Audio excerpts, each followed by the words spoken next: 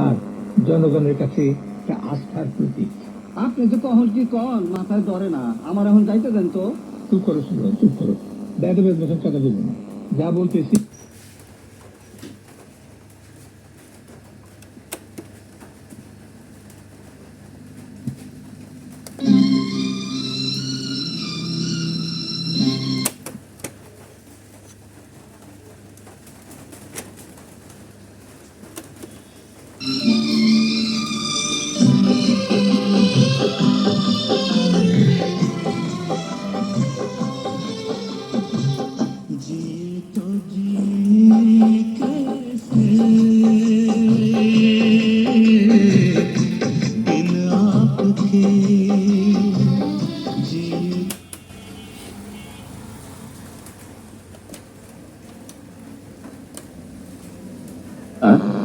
রূপালী Begum community clinic, যেটা প্রত্যেকটা গ্রামে একটু হঠাৎ